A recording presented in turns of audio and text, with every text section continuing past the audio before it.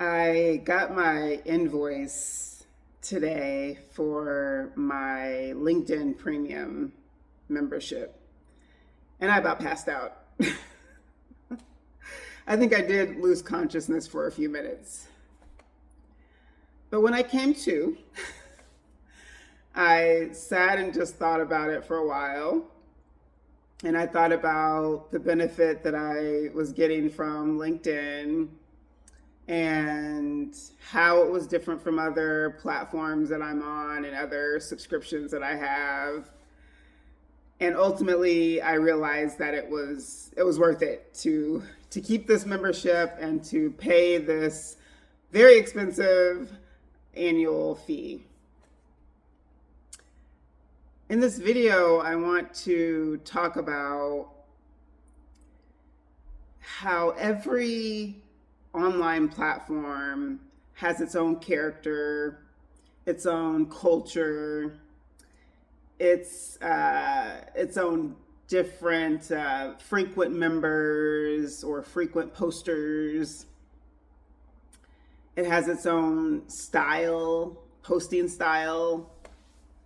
And depending on what you do in life, and particularly as it relates to work, you can find different uses through each of those online spaces. So me, someone who doesn't currently have like a team and who's very busy, I have a full-time teaching job, children, I don't have time or really interest in posting multiple times across all of the different platforms that I'm on. But I have realized the importance of being present online frequently throughout even a week. I have seen the growth in my followers, subscribers, when I post more frequently. So I've made that more of a priority, especially as I'm building a business. And I had to decide, okay, how much time, how much energy, how much monetary investment, if it comes to that, am I willing to put toward either of these online platforms?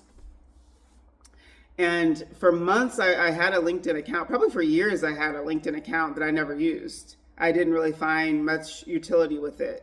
I was much more active posting on Facebook, just kind of things going on in my life and with my kids.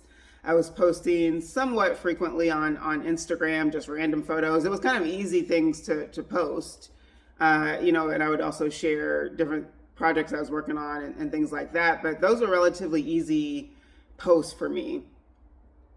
But now that I am being much more intentional about what I'm posting online, because I've gotten older, I care more about the privacy of my children, and I do want to maintain a certain presence, right, and representation online. Not one that's authentic, but I also don't think that I need to share any and everything that comes to mind. I don't need to share everything happening in my family life and my children online. I just don't feel like I need to do that. Not that I ever really overshared too much, but I definitely think there were times where I was pretty flippant about things I would post, especially on Twitter. Oh my gosh. Don't look at my old Twitter account. I haven't used it in years, but I just post anything that came to mind. And I had a lot of posts of my children and different activities we were doing and their different stages of growth and all that. And I remember there was even a point where I had to tell a friend to not post pictures of my children because they were just posting, photos of my children as well. So I've really taken a different direction that feels so much more comfortable for me in this modern online space in particular. But I do still want to post often because I think it's important to have that exposure online when you're doing what I'm doing. But now my posts take a lot more time. They take a whole lot more time than they ever did before because I'm being so intentional, because I'm posting a lot of educational content, theoretical perspectives, frameworks, analyzing different articles that are posted and giving, my take on them from a sociological perspective. Like I spend hours now creating posts for the 3 or 4 platforms that I post regularly on. And I'm really grateful for Threads because it takes a lot less time to post on Threads because it could just be like one sentence and that's it. But even that, I'm being more thoughtful because I don't want it to be like my Twitter was. So even that takes some time, but now I just like schedule Threads, and then if I have other insights throughout the day, I'll just post those extra things. So now I end up having multiple posts on Threads per day because one is guaranteed because it's scheduled, and then usually I do have other things that I want to say throughout the day, and so I'll just add that. But they take so much more time. They take hours now, and so I have to really think about where I want to put my time, which platform I want to invest in. And so I don't spend money for any of the other platforms that I am on except for LinkedIn, as far as being able to be a member at a certain level. The free LinkedIn account, which I had for years and never used, it doesn't have the value that the premium account does for me now. I can message people that I'm not connected to. You have much higher search capabilities with the premium account. You can see the viewers of your profile, which I at first wasn't really interested in that at all, but then I became kind of curious about that. You get much more detailed analytics about who's looking at your page, who searched for you. I mean, there's just so many things. And then just the professional atmosphere of LinkedIn, the types of people that are on there are the kinds of people that I think I could support with the services that I am offering, with my personal advisory and my organizational consulting. So it's the spot for me right now. Like 6 months ago, or definitely a year ago or more, I would have never thought that LinkedIn would be that significant for me, and a part of my life and my posting schedule per week and all of this. I post so often on LinkedIn now, but it's because the nature of my work has changed. The interests that I have in engaging online has changed. And so for me, it's like the number one platform for work-related posts and work-related connections. So that's why I'm going to pay that high price for the premium membership, because I'm getting a whole lot of value out of it. Actually, I've made all kinds of connections with people that I've had Zoom calls with. I've talked about different partnerships, and it's happening all the time on LinkedIn. And people have different experiences, but this is my experience with it. I also post, let me see, I guess YouTube is the place that I post second most often, where I'm usually posting a video here every other day, or at least, 2 or 3 times a week, ideally. So this is the place where I invest, pretty heavily as well. I don't have to pay necessarily to do that unless I want to run an ad or something. But I spend a lot of time here on YouTube because it's the platform that I consume the most. So out of all of the different online mediums, even if you include things like Netflix or Hulu or Peacock, I don't know, all the different things, I watch more YouTube than I do anything else. So this is the platform that I wanted to invest my time and energy into, because I invest so much of my time into it already. I figured, why not put my own content out there? Why not have my own channel and spend time thinking through the content and recording videos for that channel, since it's a platform that I really enjoy so much and have gained so much knowledge and information and entertainment from. So that's why I spend the time and energy that I do here on YouTube. And I guess the third most frequent posting place would be Threads. Actually, I probably post on Threads more than YouTube, because I post, like I said, daily on Threads. But I don't really count that as posts that take a whole lot of my time and energy. So I guess I'll get into the places that I don't post as often. And those are Instagram and Facebook. And it's kind of interesting with Facebook because it's the oldest platform for me.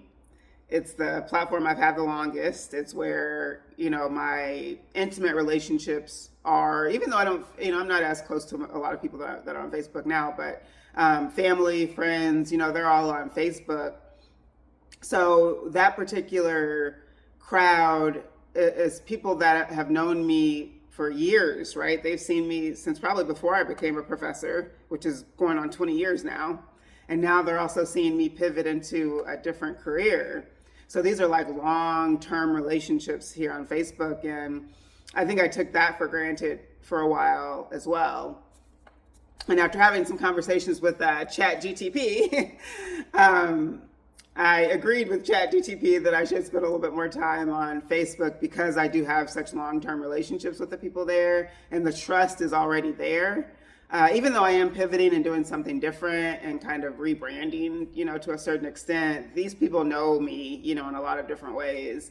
And so I think that it's worth, spending more time investing in content for Facebook. And so I am going to start posting there a little more often. And I actually do think that there are people on Facebook who could also use the services that I'm providing in my business. And I actually have had one client through Facebook already. So I guess that says a lot as well.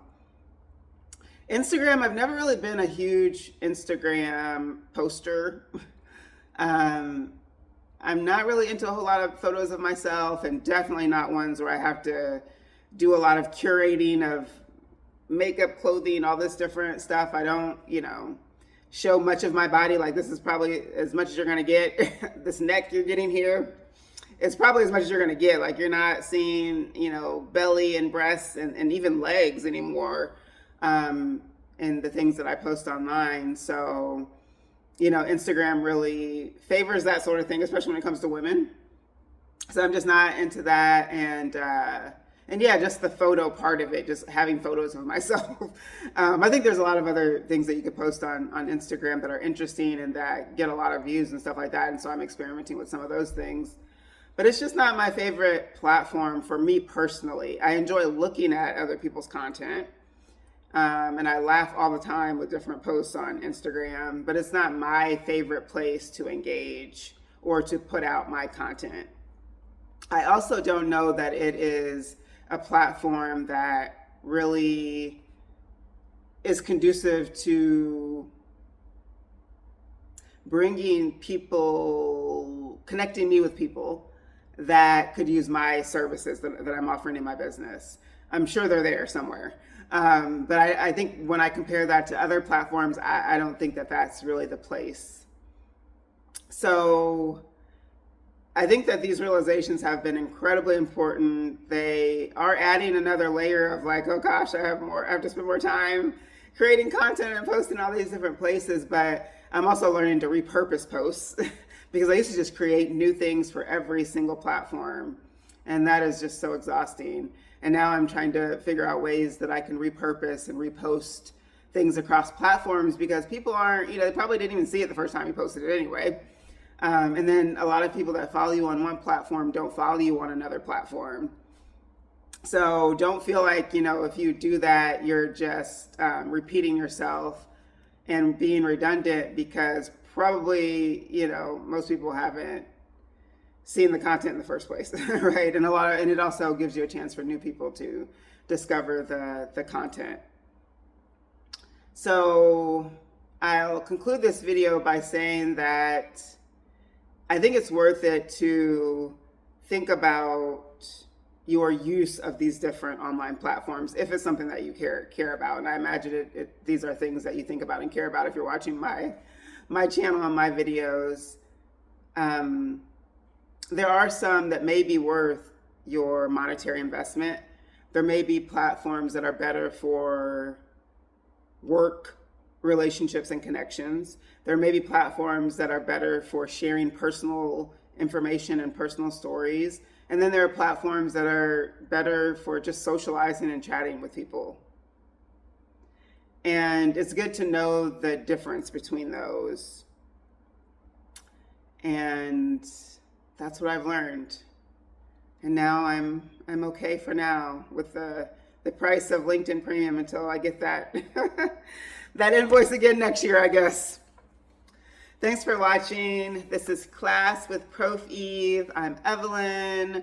I bring my knowledge of sociology to everyday experiences and social dynamics and the patterns and systems of the world that we live in. I hope to see you in my next video. Don't leave before you like this video. And if you're not subscribed to the channel, you should subscribe. I'll see you next time. Peace.